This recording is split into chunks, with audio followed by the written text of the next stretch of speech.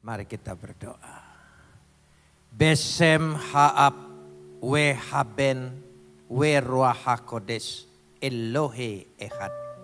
Dalam nama Bapa, Putra dan Roh Kudus, Tuhan yang Esa. Bapa di sorga, kami memuji dan mengucap syukur kepadamu atas segala kasih, karunia, anugerah, limpah rahmat dan berkat-Mu. Atas segala perkenanan Tuhan yang telah memilih dan menetapkan kami untuk menjadi anak-anak-Mu.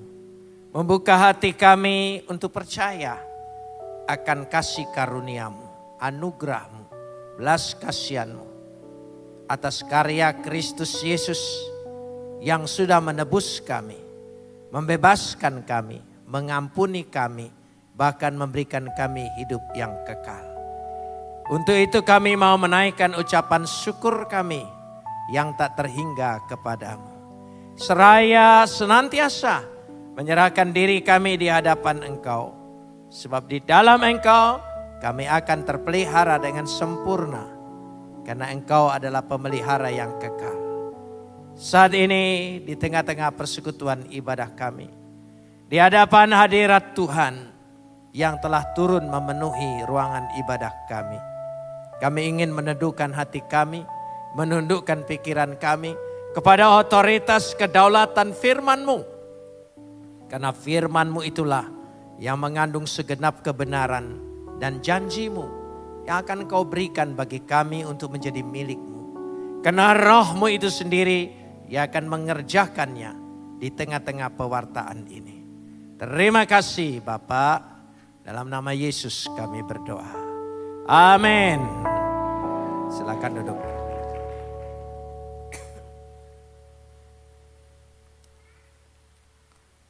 Shalom. Sore ini kita akan bersama-sama membaca firman Tuhan yang terambil dari kitab Yesaya pasal 62 ayat 6 sampai ayat 12. Yesaya pasal 62 ayat 6 sampai ayat 12. Kita akan membacanya saling sahut bersahutan. Saya akan awali ayat yang ke-6, lalu jemaat menjawab ayat yang ke-7. Dan seterusnya saling ganti bergantian sampai tiba pada ayat yang ke-12. Di atas tembok-tembokmu hai Yerusalem telah kutempatkan pengintai-pengintai. Sepanjang hari dan sepanjang malam mereka tidak akan pernah berdiam diri. Hai kamu yang harus mengingatkan Tuhan kepada Sion, janganlah kamu tinggal tenang. Ayat 7.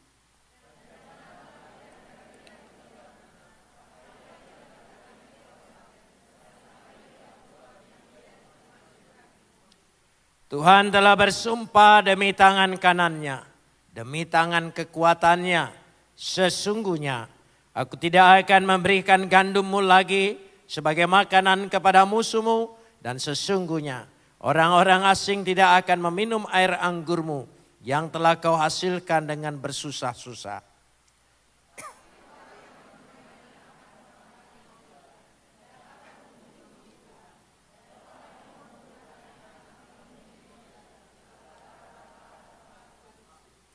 Berjalanlah, berjalanlah melalui pintu-pintu gerbang.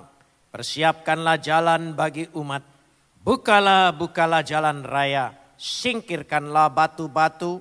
Tegakkanlah panji-panji untuk bangsa-bangsa.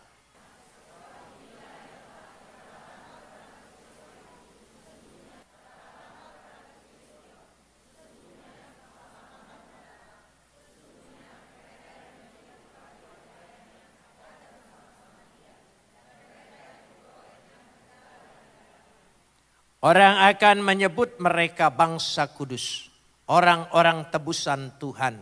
Dan engkau akan disebut yang dicari, kota yang tidak ditinggalkan.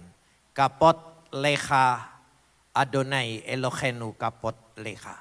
Segala kemuliaan ya Adonai Tuhanku, kemuliaan bagimu. Saudara-saudara yang dikasihi Tuhan, Seringkali kita sulit menemukan maksud daripada tulisan-tulisan perjanjian lama. Karena kadang-kadang perjanjian lama ditulis dengan bahasa sastra. Sehingga bahasa sastra tidak bisa diterjemahkan secara harfiah. Salah satu contoh umpamanya peribahasa Indonesia. Kita sering mendengar, kalau ada sumur di ladang, bolehkah aku menumpang mandi? Kalau sampai di situ kira-kira kita berkesimpulan apa? Dia mau numpang mandi. Padahal kalau ada umur yang panjang, bolehkah kita berjumpa lagi? Sama halnya, berakit-rakit ke hulu, berenang-renang ke tepian. Apa maksudnya di situ? Ya, bersakit-sakit dahulu, bersenang-senang kemudian. Apa bisa disimpulkan? Kenapa kalau sakit berenang? Nah, kan tidak bisa, saudara. Jadi karena itu sama halnya. Di atas tembok-tembokmu, hai Yerusalem. Yerusalem adalah kota yang berbenteng, bertembok. Dan itu adalah simbol umat Tuhan. Jadi umat Tuhan, gereja Tuhan itu kota Tuhan. Kota tempat kediaman Tuhan. Jadi itu penting sekali. Saudara harus tahu umat Tuhan yang ada di tempat ini, gereja ada di tempat ini adalah kota Tuhan. Ibu kota Tuhan. Amin. Dan kotanya dikatakan adalah kota yang berbenteng. Apa yang dimaksudkan di atas tembok-tembokmu? Kalau kota yang berbenteng artinya dia terpisah. Umat yang terpisah, dipisahkan, dikuduskan, disucikan.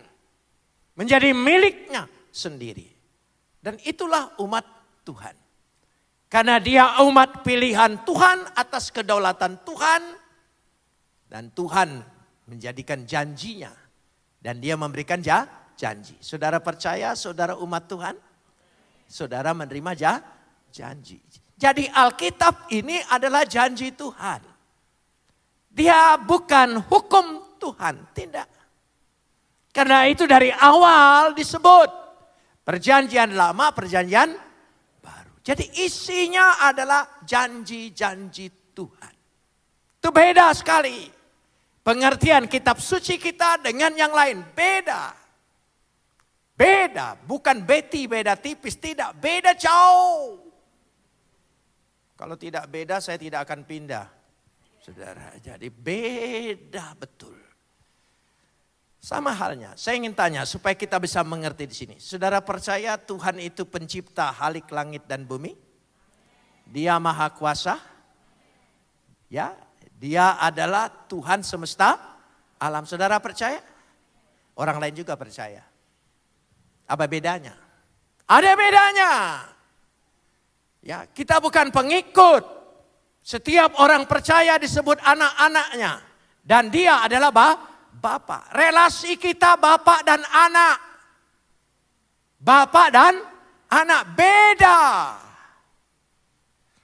Jadi kalau Bapak dan anak, hubungan kita, doa kita, sikap kita memohon kepada dia, mohon sebagai anak. Bukan sebagai umat. Bukan. Bukan sebagai pengikut. Tapi sebagai anak. Anak berarti memiliki apa? Hak.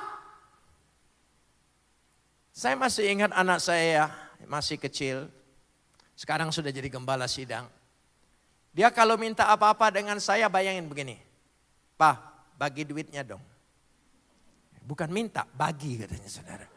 Luar biasa, bagi. Berarti dia merasa ada haknya. Nah itu penting sekali. Kita harus tahu kita itu punya hak. Hak yang dikatakan di sini adalah hak untuk menagih janji Tuhan. Hak menagih janji Tuhan. Tuhan berjanji. Dia pasti menepati. Amin.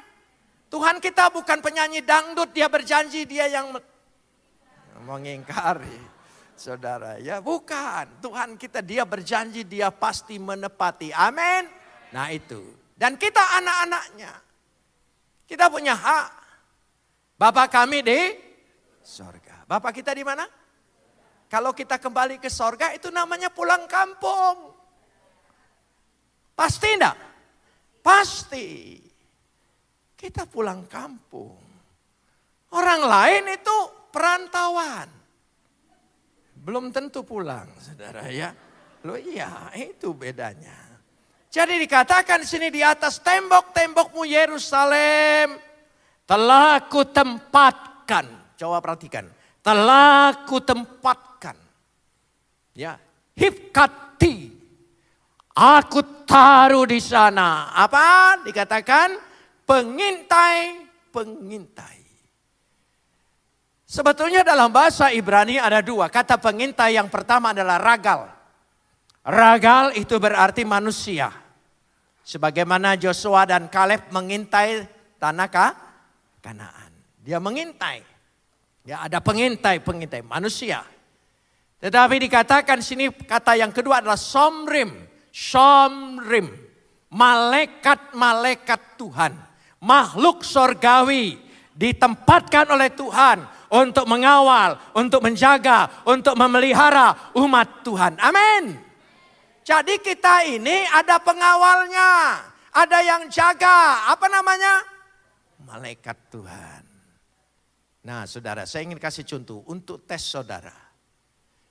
Seandainya saudara malam jalan ke kamar mandi aja, jangan jauh-jauh, di tempat yang gelap, lalu berdiri bulu kudukmu. Ya, lalu seperti ada yang ngikuti, apa yang saudara pikir?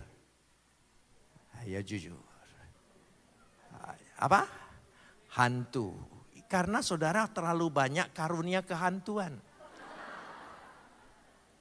Mestinya kita harus percaya. Itu malaikat. Kalau malaikat ada ketakutan tidak dalam diri kita. Dia makhluk sorgawi. Kalau dia hadir memang suasananya agak beda. Dia bukan makhluk biasa. Dia makhluk sorgawi. Jadi mulai malam hari ini kalau saudara merasa tidak enak ada sesuatu ketika saudara sendirian atau melihat bayangan. Saudara katakan apa? Malaikat. Karena Tuhan perintahkan malaikat-malaikat berkemah sekeliling orang percaya. Amin. Di sini dimaksudkan telah kutempatkan hifkati somrim. Penjaga. Itu yang dikatakan di situ. Kenapa demikian?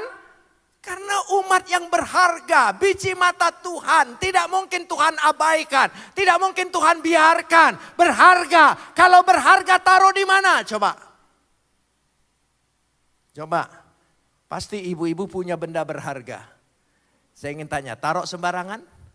Tidak, taruh di mana? Itu, uang yang paling berharga lembaran kita berapa? 100.000. Yang kira-kira kurang berharga berapa? 1.000. 100.000 dan 1.000 itu saudara suka dialog. Iya. 100.000 dengan sombongnya dia berkata, aku uang yang paling berharga. Kalau dijaga, dijaga benar-benar. Kalau dipegang erat-erat. Dan tidak boleh lalai begitu saja. Dan aku selalu di tangan-tangan orang kaya. Kalau jatuh ke tangan orang miskin, aku hanya numpang lewat. Loh iya. Tapi uang 1.000 bilang begini, kamu memang hebat. Saya akui. Tapi yang paling setia pergi ke gereja adalah aku.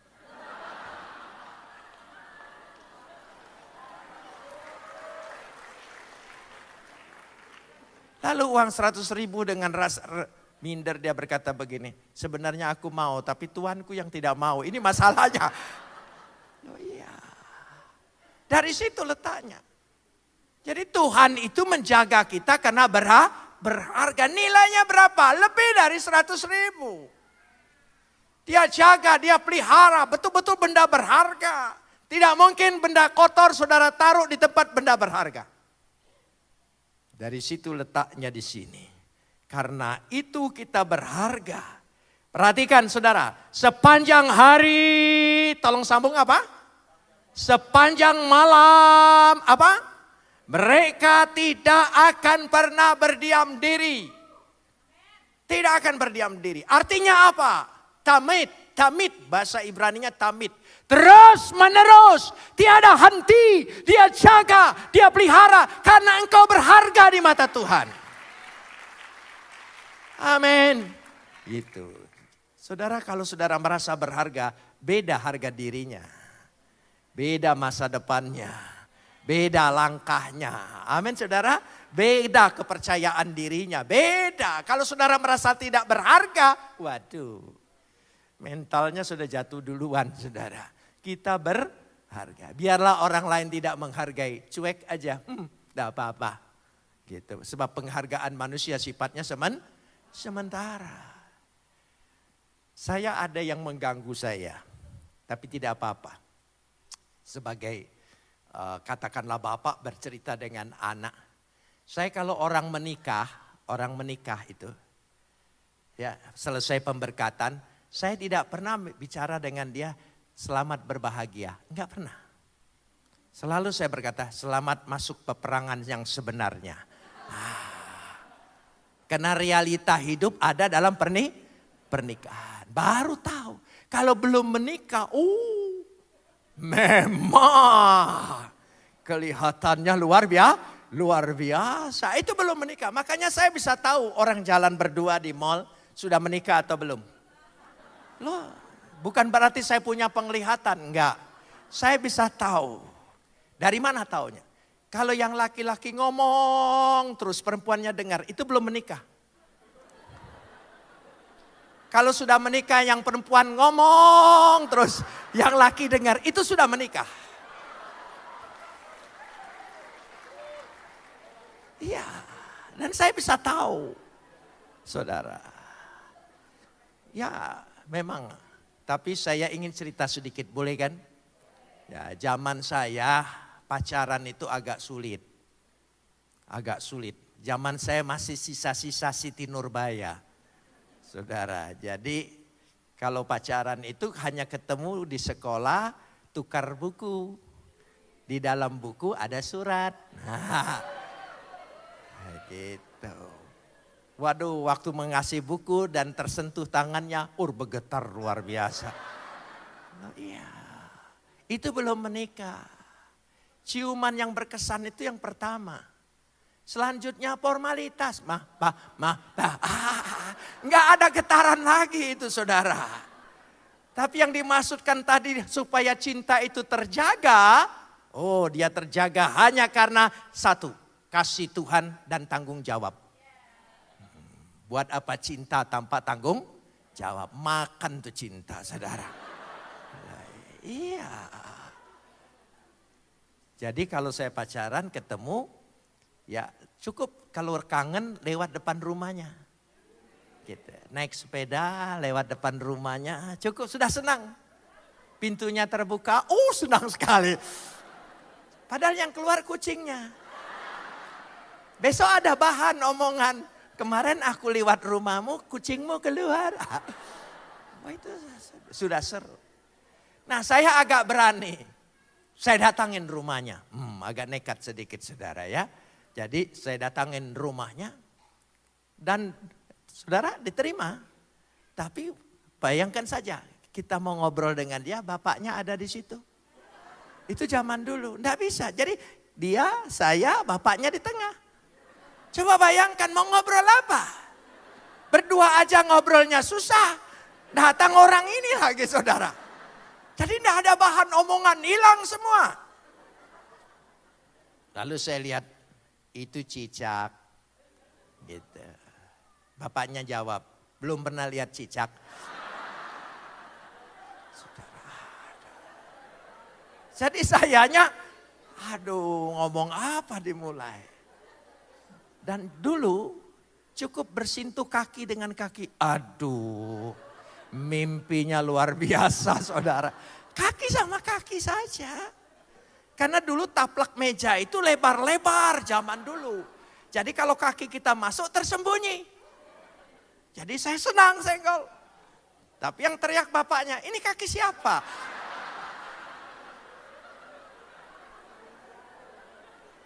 Loh ya, itu belum menikah.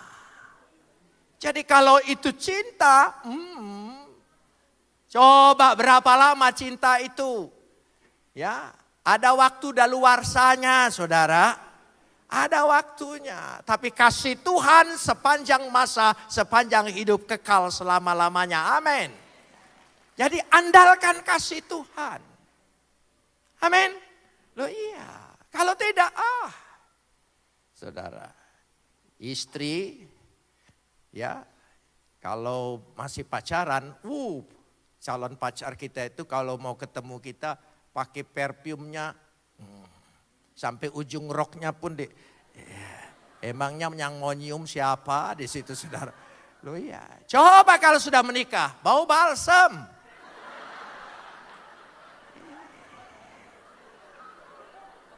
Bukan hanya balsam, tidur di sebelah kita pakai masker lagi. Sampai kita bilang ini kuntilanak mana? Itu belum menikah. Kalau belum menikah, aduh mau sok-sok baratan, buka dulu pintunya. Suruh dia masuk. Oh, itu belum menikah. Kalau sudah menikah, diklaksonin. Gitu. Terpaksa istri loncat, tutup pintunya. Sementara separuh roknya berkibar-kibar di luar. Ya itu sudah menikah. Jadi karena itu saya pikir perlu juga. Bagaimana orang yang belum menikah sudah menikah. Namanya saja jadi suami harus dipersiapkan. Suami, tolong ucapkan. Lebih keras lagi. Terutama laki-laki. Suami, S-U-A-M-I. S-nya sabar. Jadi suami harus sabar. Kalau suami tidak sabar sudah hilang S-nya. Suami sabar. U-nya apa? Usaha. Suami itu harus apa? Usaha. Kalau tidak usaha, bahaya saudara. Mau dikasih makan apa? Suami harus usaha. Jadi tanya dulu kalau belum menikah, usahamu apa? Gitu saudara ya. Itu penting. Jangan bagaimana nanti. Nanti itu bagaimana? Itu yang penting. Daripada salah pilih, lebih baik engkau bersyukur jomblo selama-lamanya. Lebih baik. Amin. Lebih baik. Daripada engkau menderita, punya suami tidak bertanggung jawab. Ya, S-U-A.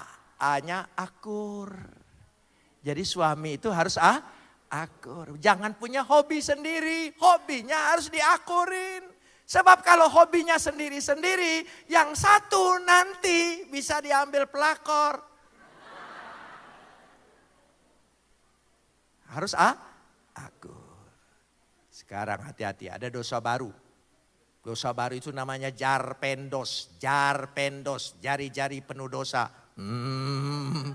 Iya, berhadapan dengan suami istri tapi yang dihubungin siapa gitu saudara ya. Ya udah itu, saya tidak nyindir, saya nyinggung aja gitu ya. Supaya kita tahu, jadi akur. Terus apa? Suwa. Apalagi yang belum? M itu manis.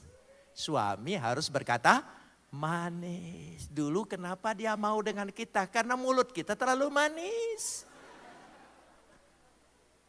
Ya kita harus berani bilang sayang.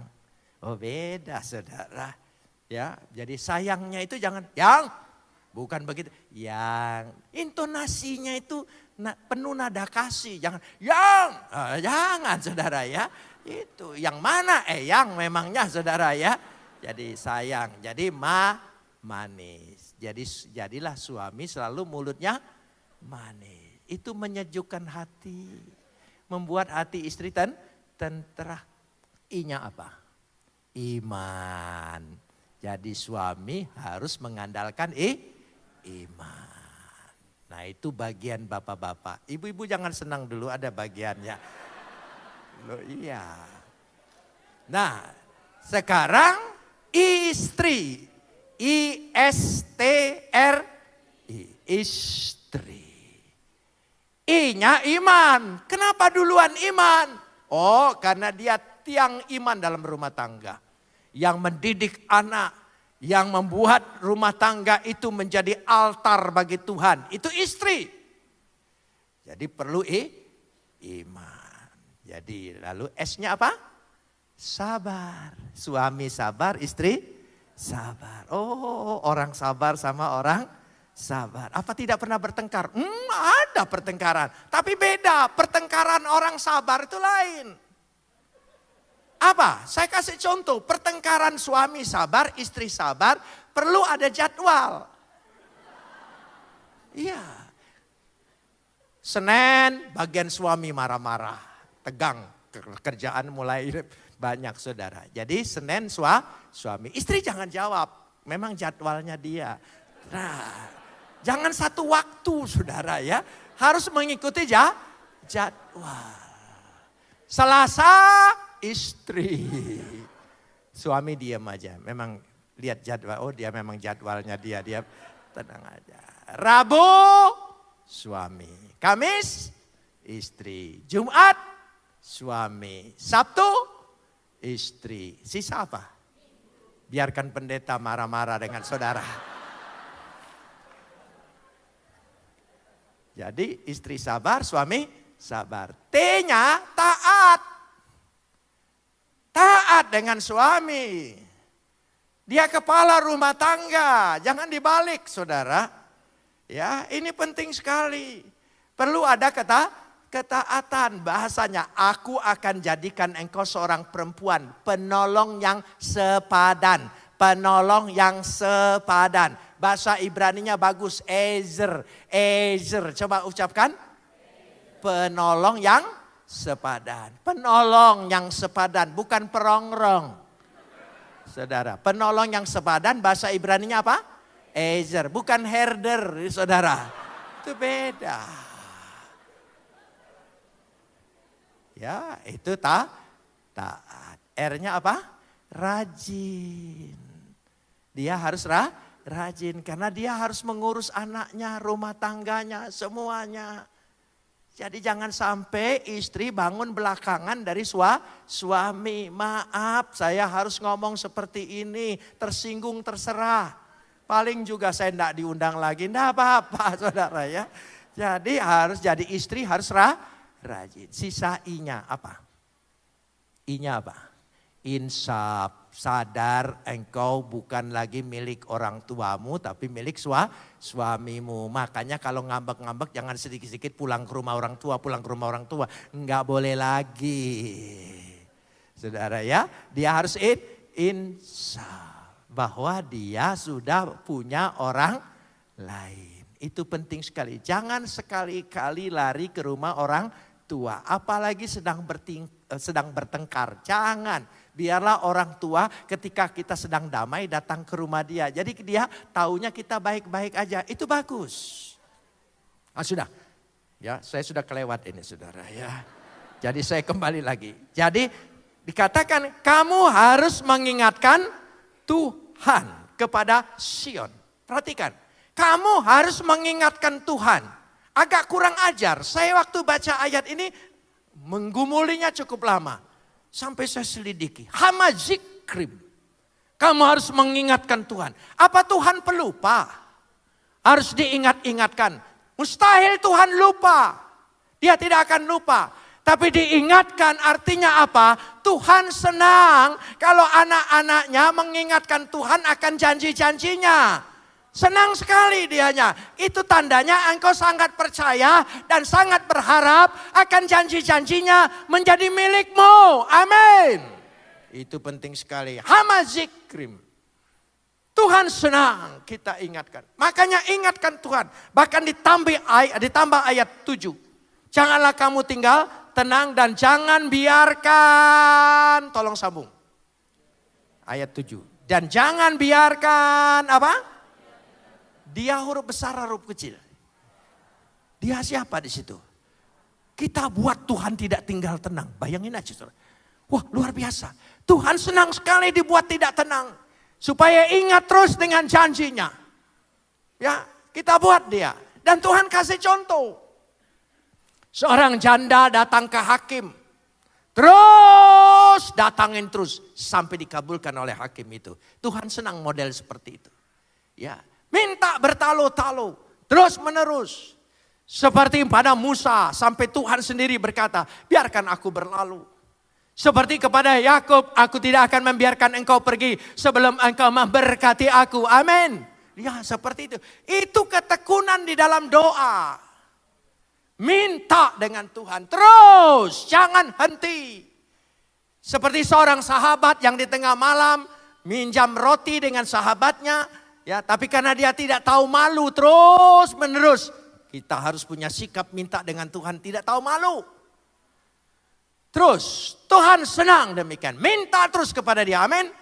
Sesuai dengan janjinya, maka saudara baca Alkitab, itu janji-janji Tuhan banyak sekali. Aku akan membuat engkau berhasil, apa saja yang kau kerjakan dibuat berhasil. Aku akan membuat engkau naik bukan turun. Aku akan membuat engkau bertambah bukan berkurang. Aku akan membuat engkau menjadi kepala bukan ekor. Semuanya aku akan peliharakan engkau dengan berlipat kali ganda. Tuhan berkati kita apa?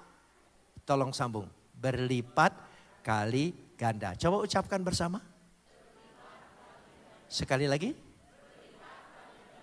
Coba dalam matematika. Sudah berlipat, pakai kali, pakai ganda. Artinya, wah luar biasa. Bahasa Ibraninya hanya satu. Bahasa Ibraninya, meot. Meot. Coba ucapkan. Berlipat kali ganda. Bahasa Ibraninya apa? Meot. Saya selalu plesetkan. Lihat truk kalau muatannya banyak. Meot dia saudara. Luar biasa. Itu janji Tuhan. Jadi Tuhan senang sekali kalau kita ingatkan. Perhatikan saudara. Perhatikan kita lihat di sini. Bahwa Tuhan mengatakan. Lihat ayat yang ketujuh.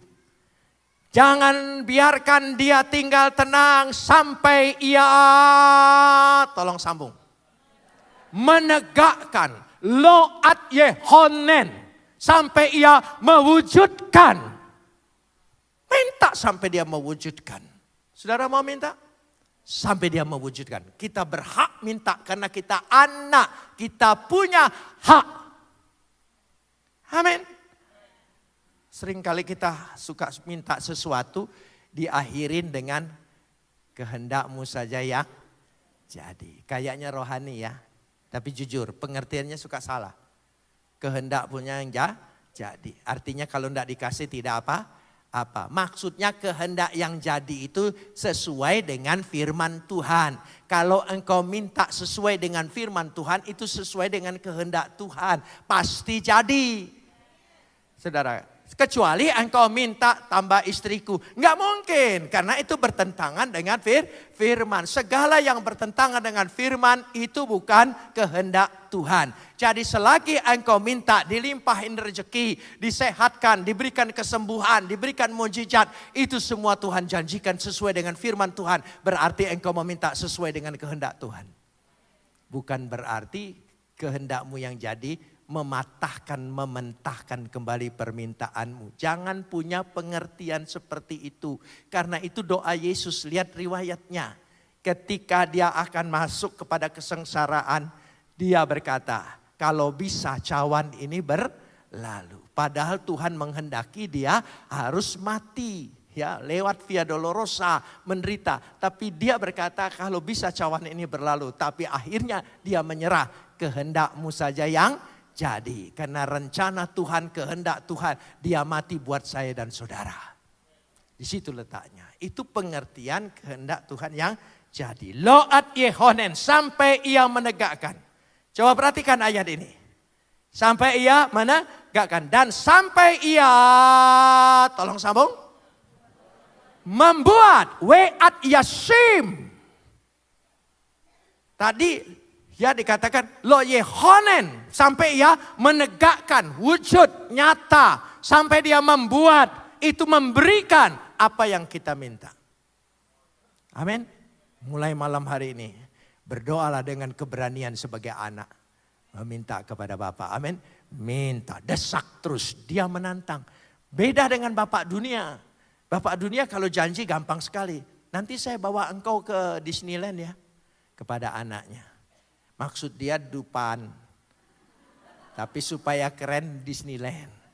Anaknya mengingatkan terus, namanya anak kan selalu bertanya. Kapan Pak? Kapan Pak? Lama-lama dijengkel. Diam kau. Orang lagi tidak ada uang, kau minta saja ya. Loh iya gitu, itu Bapak dunia. Tapi Bapak kita lain, dia nantang kita. Buat aku tidak tenang atas permintaanmu. Sampai aku menegakkan, sampai aku membuat. Artinya dia menantang. Dia beri hak, kita minta kepadanya. Beri kemuliaan bagi dia. Amin. Beri kemuliaan. Saudara, saya ingin cerita sedikit. Saya ditahan 6 tahun dalam penjara. Karena ikut Yesus. Bukan karena KPK. Saudara ya. Sebab zaman dulu itu ditangkap dulu. Ya, itu tangkap dulu 1 tahun. 2 tahun baru diperiksa. Bayangin aja. 1 tahun itu hanya ditanya nama, alamat, tanggal lahir. Hanya itu saja. Zaman itu mimpi buruk. Jangan sampai terulang kembali saudara ya. Nah sudah. Lalu ya saya ditahan. Tahan saya itu pindah. Saya tidak boleh dibesuk. Ya. Tahun kedua baru boleh dibesuk tapi hanya kiriman. Jadi istri saya hanya kirim. Ya, dia baru tahu, oh boleh kirimannya. Kalau diterima berarti orang ini masih hidup. Dulu tahun pertama mereka sedih. Saya ini masih ada atau sudah tidak ada. Sudah. Istri saya selalu kirim. Saya masih ingat kiriman istri saya. Roti yang segi 4 itu. 1 buat sebulan itu. Makanya saya kalau lihat roti itu sekarang trauma. Gitu. Gitu. Yang segi 4. Ya, yang segi 4 itu. Yang isinya macam-macam gitu. Lalu odol yang besar itu 1. Sabun mandi 1. Itu kirimannya. Nah saudara, saya 1 tahun lebih selama sebelum dikirim, kami tidak pernah lagi sikat gigi itu pakai odol. Jadi itu sikat giginya aja sudah balik ke sana, balik ke sini, terbuka ke sana. Itu kena gusi sakit saudara. Tapi hanya itu saja. Begitu dikasih odol, waduh. Kayaknya enggak mau kumur-kumur saya saudara. Wah itu nikmatnya luar biasa. Saudara mau mengerti arti kenikmatan sekecil apapun, saya doakan masuk penjara, saudara bisa mengerti. Ya, terbayang nasi gorengnya istri itu luar biasa, menghargai sekali. Ya itu ingat saya. Nah saudara, kan di penjara itu teman-teman minta. Jadi seminggu habis odolnya. Nah odol zaman dulu itu masih bisa di belakangnya dibuka gitu. Dibelah gitu, dikorek-korek. Habis tuntas. Lalu saya berpikir. Wah kalau begitu siapa tahu istri saya kirim. Orang suami istri itu ada kontak loh. Saya kalau pergi ke daerah pulang saya mau makan apa. Enggak boleh pesan. Pasti ada di rumah. Kontak, makanya laki-laki itu tidak bisa nyeleweng, kontak dia, hati-hati saudara, radarnya lebih tajam dari satelit apapun, walaupun belum ada bukti. Saudara, karena berjanji 2 menjadi 1, mestinya supaya tidak menjadi 1 berdoa, waktu menikah bilang 2 jangan jadi 1, 2 tetap 2. Nah saudara dikawinkan atau tidak oleh gereja saudara. Jadi sudah saya pikir istri saya kirim. Saya mulai berdoa dengan Tuhan. Tuhan saya mau minta odol. Saya tidak tega saudara minta dengan Tuhan odol. Karena saya ini bertobat sebagai orang Protestan. Orang Protestan itu tidak pernah dididik minta yang kecil-kecil, minta yang besar-besar, doa syafaat, Afrika, pemerintah, semua itu saja saudara. Jadi tidak pernah ada daftar odol itu enggak ada. Gitu. Sementara saya perlu odol. Jadi saya pikir siapa tahu istri saya teringat kirim. Nah, waktu besuk jam 9 pagi sampai jam 2 siang. Saya kasih tahu supaya apa nanti punya pengalaman gitu ya. Jadi setiap kali ada panggilan kiriman saya imani. Nama saya ada. Nama saya ada. Sampai jam 2 enggak ada. Dari jam 2 sampai jam 5 saya masih punya harapan. Karena saya di penjara Kalisosok itu di sebelahnya kantor Kejaksaan Negeri. Saya punya teman dari Jakarta ini seorang pengacara yang cukup terkenal. Kalau pergi ke Surabaya selalu titip uang. Yaitu Adenan Buyung Nasution. Ya, selalu dia titip uang ke jaksa di situ untuk saya. Jadi dari jam 2 sampai jam 5 saya berdoa. Bang Buyung kirim, Bang Buyung kirim, Bang Buyung kirim. Sampai jam 5 kami sudah suruh mandi semua. Masuk kamar, apel, dikunci. Ya. Dikunci, lalu saya penjaga mulai apel. Nah sekamar itu 3 orang. Jadi saya kepala kamar. Itu gunanya kalau ditahan lebih lama. Jadi kepala saudara ya. Jadi kalau ditahan itu jangan sebentar-sebentar. Jadi lama jadi kepala. Gitu. Jadi saya ditanya berapa? 3 lengkap. Oke sudah. Begitu saja terus.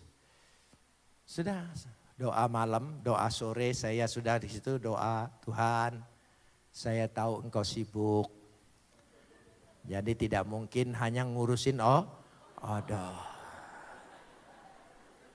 Jam 7 malam pintu kamar saya dibuka. Ada orang yang baru ditangkap masuk.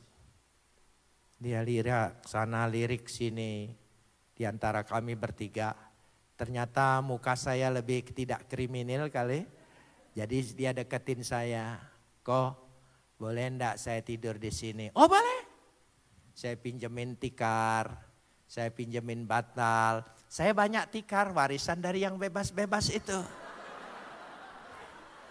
Ya, gunanya ditahan lebih lama dapat warisan. Jadi saya banyak tikarnya. Saya pinjemin bantal. Ya silakan. Tidur di situ. Lalu dia bawa keranjang plastik, kantong plastik. Lalu dia titip kok katanya. Sebab orang baru takut dia apa-apain. Jadi dia titip. Saya buka kantong plastik isinya odol. Tidak tanggung-tanggung 10 odol. Saya sampai kaget. Kok ini odol semua? Oh ya dia juga kaget. W punya toko. Waktu W ditangkap, W gugup. Dia pikir masukin sabun, masukin apa, ternyata masukin odol semua. Jadi malam itu saya dapat tidak tanggung-tanggung 10 odol. Tuhan itu cara mengabulkan doa kita luar biasa. Makanya jangan suka mengatur Tuhan. Sebab Tuhan punya jalan di luar pikiran kita. Tidak pernah terpikirkan. Yang dipikirkan istri, yang dipikirkan Bang Buyung. Enggak, lewat semua. Ada jalan lain. Ada jalan lain. Apa jalan lain itu? Dia lewat situ. Ya sudah saya senang. Sikat gigi tidak boleh pinjam. Ya sudah saya dapat 10 odol. Nyamanlah saya saudara ya. Nah sudah besok pagi dia di Bon. Diperiksa jam 9. Sampai jam 5 apel. Saya bilang 4, 1 di luar, 3 di dalam. Petugas bilang coret saja, itu salah tangkap. Rupanya dia hanya untuk kirim odol.